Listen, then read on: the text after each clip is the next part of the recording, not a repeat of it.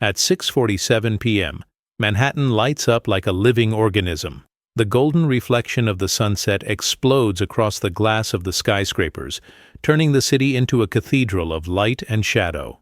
The cold November wind races down Fifth Avenue like it's late for something. People walk too fast to really be seen. Cars honk. Sirens echo in the distance. And in the middle of that chaotic symphony, a man in an Italian suit cuts through the crowd the same way he cuts through life, without looking to either side. Ethan Walker is 42 years old, gray at the temples, carrying a leather briefcase that costs more than a month's rent in the Bronx. He's lost count of how many airports he's been through this month. Can't remember the last time he had dinner at home. His life is made of quick decisions, urgent meetings, and goodbyes that carry no weight. He passes a hot dog vendor, a woman struggling with 3 heavy bags, a saxophone player on the corner. He sees none of them, but then he feels it. A small hand, cold, gripping his wrist. Ethan stops. On the step of a closed storefront, a little girl is standing. She can't be more than 9 years old. Gray hoodie, worn-out sneakers, curly hair pulled into a messy bun. She holds a crumpled paper cup, empty. Her brown eyes are huge, tired, but not defeated. She doesn't ask for money, doesn't say please. She just looks at him and whispers, "Don't go." It's not a question. It's a request. Simple, direct, spoken with the voice of someone who's already watched too many people disappear. Ethan hesitates. His phone vibrates in his pocket. A meeting, a flight, a whole life waiting. He looks at her, and the world doesn't wait. But something inside him, for the first time in years, stops. Manhattan at 6:47 p.m. is a living organism, pulsing without asking permission. The orange sky shatters between glass towers as the sharp November wind sweeps down Fifth Avenue. People move too fast to be noticed. Cars honk in a chaotic symphony. And in the middle of it all, Ethan Walker walks like someone who doesn't belong anywhere. Ethan is 42, gray at the temples, wearing a flawless Italian suit and carrying a leather briefcase worth more than the rent of an apartment in the Bronx. He doesn't wear a watch because his phone buzzes every 3 minutes, reminding him of meetings, calls, decisions that move millions. His life is a blur of rushed departures, dinners alone in hotel rooms, and conversations with people whose names he forgets before the coffee gets cold. He isn't cruel, just absent. That Thursday afternoon, Ethan leaves the offices of Goldman & Associates with his head already in Tokyo, where he's supposed to be in 15 hours. The board meeting had been brutal. Numbers, projections, acquisitions, everything planned down to the decimal. No room for mistakes or hesitation. As he walks down the street, he barely registers the faces around him.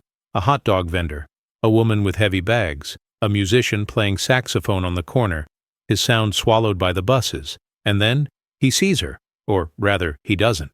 Sitting on the step of a closed shop is a little girl. She can't be more than 9. Clothes too thin for the cold, a gray hoodie that used to be blue, torn sneakers, curly hair pulled into a messy bun. She holds a white paper cup, empty, but she doesn't stretch out her arm asking for money. She just watches. Lily has huge brown eyes, tired, but not defeated. Ethan walks past her, and then a small, cold hand grabs his wrist. Not tight, not desperate, just holding on. Ethan stops, turns around. Lily is standing now, looking straight at him. The noise of the city seems to fade. Don't go. It's not a question. It's not a plea. Just a sentence. Simple, direct, said by someone who's already seen too many people leave. Ethan hesitates. His phone vibrates in his pocket. He looks at her, then at the invisible clock ticking inside his head. 3 appointments, 2 urgent calls, a flight to catch. Look, I have to, just a little bit. Lily doesn't let go of his arm. There's something steady in that grip, like she knows exactly how heavy what she's asking is. Ethan exhales, pulls out his wallet, takes a $20 bill, and holds it out to her. Here, get something warm to eat. Lily looks at the money, doesn't take it. Instead, she lifts the paper cup. Inside, folded neatly, is a drawing made with cheap colored pencils. 2 stick figures holding hands, one tall, in a suit, one small, in a dress. I don't want money, Lily says softly. I just wanted you to stay, just today. The phone vibrates again. The screen lights up. James. Urgent. Ethan kneels down to her level, smiles. It's an awkward smile, like someone who's forgotten how to do it for real. "I'm sorry," he says, and the word sounds hollow even though he means it. "I have to go now, but I'll come back, okay?" Lily slowly lets go of his arm. She doesn't say anything, just nods, like someone who's heard that promise before. Ethan stands, puts his wallet away, turns his back. His steps are fast, decisive. He disappears into the crowd in less than 10 seconds. Lily sits back down, slips the drawing into the cup. The wind hits her face, but she doesn't move. Ethan gets into a cab, answers James, and sinks back into the world where he knows exactly who he is. He doesn't come back, but 3 days later, without understanding why, Ethan takes the same route as always, and looks for her. Ethan shouldn't have been there. It was Monday, 7:15 p.m. He'd just stepped out of a 4-hour video call. Tokyo, London, São Paulo, 3 time zones arguing over the same spreadsheet. His head was pounding, his coffee sat cold on the desk, and still, instead of getting into the Uber waiting outside, Ethan told the driver he needed to walk. "Just 10 minutes. Need to clear my head." A lie. He knew exactly where he was going. Fifth Avenue felt different at that hour, less chaotic. The luxury stores were closed. The executives had gone home. What was left were bike couriers, night security guards, and a few people sitting on building steps, wrapped in blankets far too thin for November cold. Ethan slowed down when he reached the closed shop. The step was empty. He stopped, looked around. Nothing. He felt something strange in his chest. Not exactly disappointment, but close. Something he didn't know how to name. "Idiot," he muttered to himself. "She's a street kid. She doesn't run on a schedule." He turned to leave, and then he saw it. On the store's window ledge, leaning against the dirty glass, was the paper cup, the same one, white, crumpled at the edges, with an old coffee stain on the side. But now there was something new inside. Ethan stepped closer, slow, like the cup might vanish if he made too much noise. Inside, carefully folded, was another drawing. He picked it up, opened it. This time it wasn't 2 figures holding hands. It was a single figure, tall, in a suit, walking alone down a street filled with gray buildings. Above him, drawn in yellow pencil, a small sun, almost faded. Underneath, written in uneven child's handwriting, "Did you come back?" Ethan stood there far too long. The cold wind hit his face, but he didn't feel it. He tucked the drawing into the inside pocket of his jacket, close to his chest. On Tuesday he came back. On Wednesday, too. On Thursday she was there. Lily sat on the same step, wearing the gray hoodie and torn sneakers. She held the paper cup in her lap, fingers tapping nervously along the rim. When she saw Ethan, she didn't smile, just tilted her head slightly, like someone recognizing a face from far away. Ethan stopped in front of her, slipped his hands into his pockets. "Hey, hey," Lily answered softly. Silence. Ethan didn't know what to say. He ran meetings with 50 people, negotiated $1-million contracts, but standing there, in front of that little girl, words hid from him. "You came back," Lily said, not taking her eyes off him. "I said I would. You took a while." Ethan swallowed hard. "I'm sorry." Lily shrugged, like she was already used to it. Then she held out the cup to him. "I got this for you." Ethan frowned, took the cup. Inside was a bottle cap, clean, with something written on it in black pen. "Staying is harder than leaving." "Where did you see that?" Ethan asked. "My mom says it all the time," Lily replied. "She says everyone knows how to leave, but staying hurts more." Ethan sat down on the step beside her. For the first time in years, he didn't check his phone. "Where's your mom now?" "Working. She cleans offices at night, gets home late." "And you stay here?" Lily nodded. "It's better than the shelter. Too many people there. Too much noise." Ethan took a deep breath. His chest tightened. "Are you hungry?" Lily looked at him, surprised, then nodded slowly. They walked to a diner on the corner. Ethan ordered a burger, fries, and orange juice. Lily ate slowly, in silence, like she didn't want the food to run out too fast. When they finished, Ethan glanced at the time, almost 8 p.m. "I need to go," he said, his voice strangely weak. Lily wiped her mouth with a napkin, said nothing, just took the paper cup back and dropped the bottle cap inside. "You'll come back again?" Ethan opened his mouth to answer and the phone rang. It was James. Again. He picked up. His partner's voice exploded on the other end. "Ethan, where the hell are you? We need to close the AG deal now." Ethan looked at Lily. She was standing, waiting. I'll be back," he said, hanging up. Lily nodded, turned around and started walking back to the step. Ethan stood there watching her go, and for the first time, he felt like he was leaving something important behind. Ethan began to change his routine. Nothing drastic, nothing James or the other partners would notice. But at 6:30 p.m., instead of getting into his car and heading straight home or to the airport, he walked down Fifth Avenue. Always the same route, always looking for the step of the closed shop. And Lily was always there. On Friday, she brought an old notebook, yellowed pages, torn cover.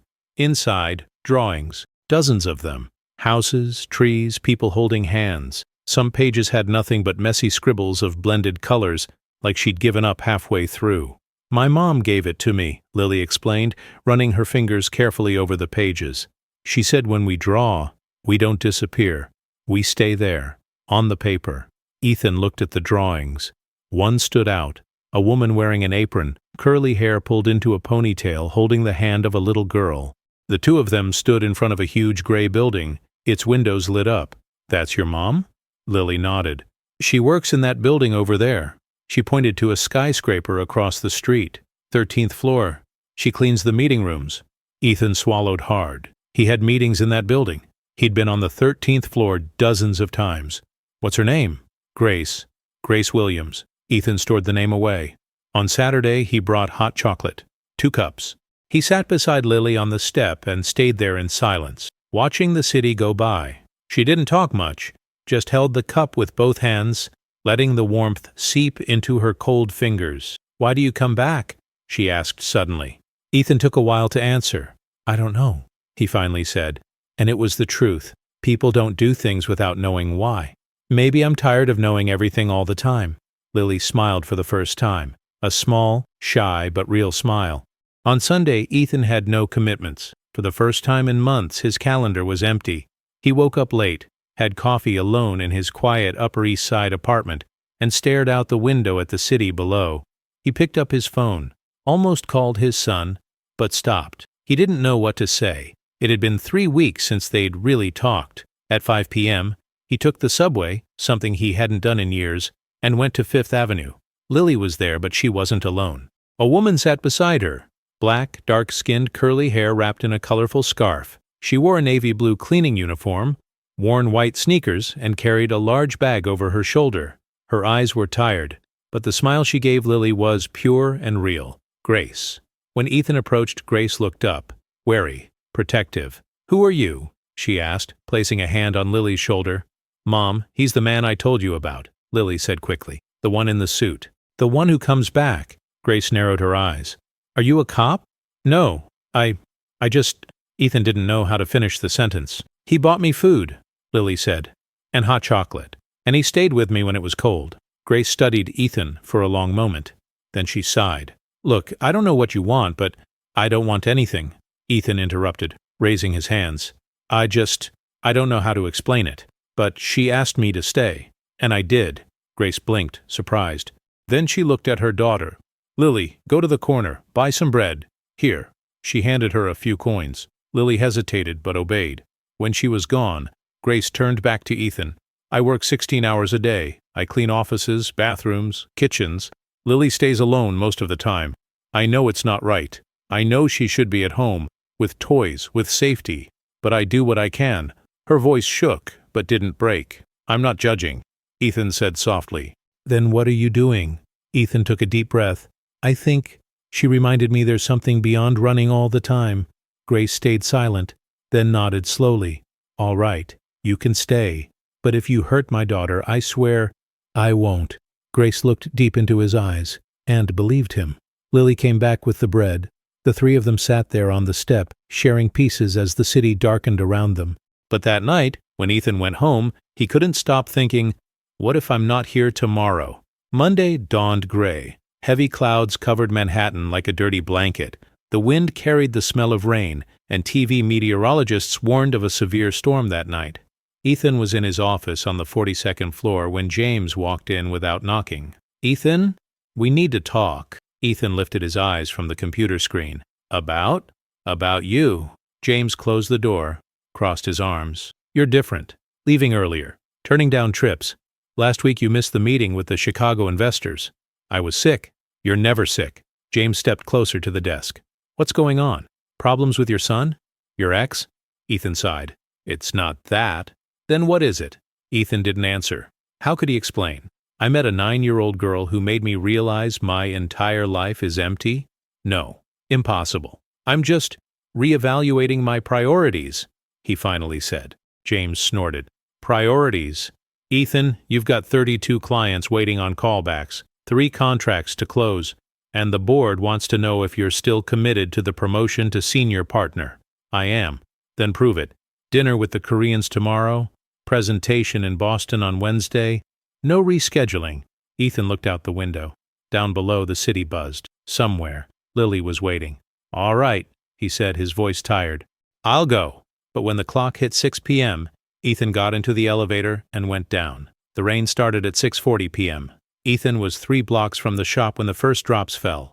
Within seconds, it turned into a downpour. Water streamed along the sidewalks, flooded the gutters, turned the street into a dark river. People ran for cover. Taxis sped past, splashing dirty water onto pedestrians. Ethan kept walking. When he reached the step, he was soaked. The suit clung to his body. His Italian shoes were ruined. The step was empty. But there, lying on the sidewalk, soaked by the rain, was the paper cup. Ethan picked it up. The water had warped the cardboard. The drawing inside, the one with the 2 stick figures holding hands, was completely smeared. The colors had bled, forming brown and blue stains, unrecognizable. His chest tightened. Lily! He shouted, looking around. Lily! Nothing. He ran to the corner. Empty. Came back. Peered through the dirty glass of the closed shop. Nothing. An elderly man selling umbrellas stopped beside him. You looking for the girl? Ethan turned quickly. Yes, did you see her? I did. Earlier. She was here with her mom. But then an ambulance came. Ethan's world stopped. An ambulance? Her mom collapsed. Right there. The man pointed to the middle of the sidewalk. The girl was crying, screaming. The paramedics took them both. I heard them say something about Bellevue.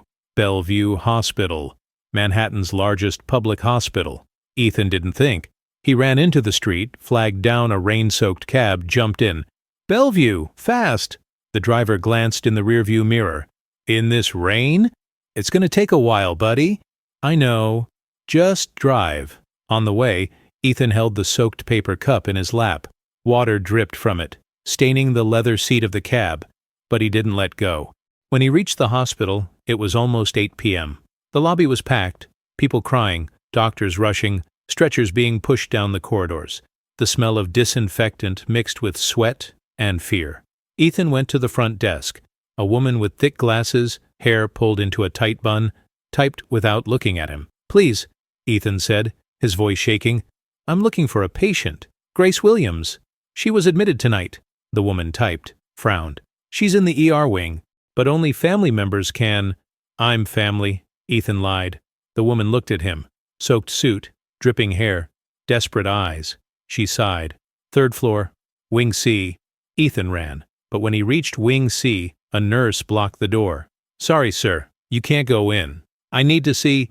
You can't. Ethan was about to insist when he heard it. A soft cry, muffled, coming from inside the wing. Lily. Ethan looked at the nurse. Please, just let me see if she's okay. The nurse hesitated, then opened the door, and Ethan saw Lily sitting alone on a plastic chair, hugging her knees, crying quietly. His world collapsed. Ethan walked slowly into the waiting area. Lily was curled up on the plastic chair, knees to her chest, face buried in her arms. She was shaking, not from the cold, from fear. He knelt in front of her. Lily. She lifted her head. Her eyes were red, swollen. When she saw Ethan, something broke inside her. Lily threw herself into his arms and cried. Cried in a way Ethan had never seen a child cry.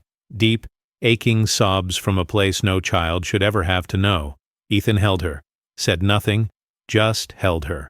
After long minutes, Lily pulled back, wiping her face with the back of her hand. She collapsed at work, Lily said, her voice breaking. She was cleaning a room and suddenly, she fell. I was waiting downstairs. Then the security guard called me. She was on the floor. She wouldn't wake up. She's going to be okay, Ethan said, trying to believe his own words. You don't know that. And he didn't. A doctor came out through a side door. Young, Asian, white coat stained, stethoscope around her neck. She carried a clipboard. Family of Grace Williams? Lily stood up quickly. Ethan did too. The doctor looked at both of them. You are? I'm her daughter, Lily said. And you? The doctor looked at Ethan. He hesitated.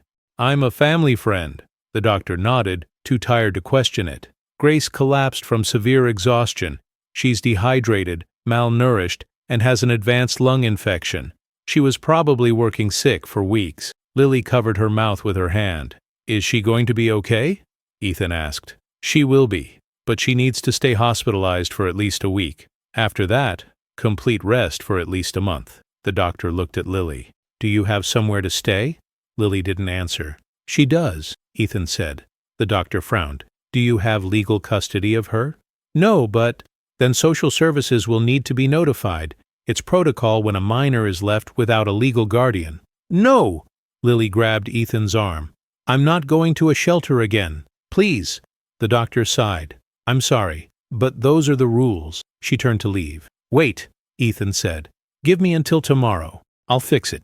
The doctor looked at him for a long moment. Tomorrow at 10 a.m. If there's no solution, I call social services. She left. Lily let go of Ethan's arm and sat down on the floor, hugged her knees again. They're going to take me away from her, she whispered. They always do. Ethan sat down beside her on the cold hospital floor. They stayed there in silence for several minutes. The hallway was empty now, just the hum of the fluorescent lights and the distant beep of some monitor. I won't let that happen, Ethan finally said. Lily looked at him. How? I don't know yet, but I won't. That night, Ethan took Lily to his apartment. It was the first time she'd ever been inside a place like that. Light wood floors, floor-to-ceiling windows overlooking the lit-up city, a leather couch that looked too new to sit on. She stopped at the door, afraid of dirtying something. You can come in, Ethan said. Seriously. Lily stepped inside slowly, looked around like she was visiting a museum. Do you live here alone? I do. It's really big. It is. It's really empty. Ethan stopped, looked around. She was right. He made mac and cheese, the only thing he knew how to cook without ruining it. Lily ate quietly, sitting on the kitchen island, legs swinging, not reaching the floor. Later, Ethan improvised a bed on the couch. Blankets, pillows, everything he could find. Lily lay down but didn't sleep, just stared at the ceiling. Ethan? Yeah? Why are you doing this? Ethan sat in the armchair beside the couch, took a deep breath. Because you asked me to stay, and I didn't. But now I can. Lily turned her head toward him. Staying is harder than leaving. I know. Do you think you can do it? Ethan looked at her. At that 9-year-old girl who had lost everything and still had the courage to grab a stranger's arm and ask him not to go. I'll try. The next morning, Ethan didn't go to work. He called James. I need time off. What? Ethan, you have the meeting with... I know, but I'm not going. Silence on the other end. Ethan, if you don't show up today, the board will... I know, James, I know. He hung up, and for the first time in 20 years, Ethan Walker chose to stay. 3 weeks later, Ethan sat on a park bench in Brooklyn. The afternoon sun barely warmed the bare branches of the trees. The December wind was sharp, but he hardly felt it anymore. Lily sat beside him, drawing in her old notebook. This time the drawing was different. A small house, windows glowing, 2 people standing in the doorway, and in front, a garden with colorful flowers. It's our house, she said without looking up. Ours? Ethan smiled. Me, you, and my mom. When she gets out of the hospital.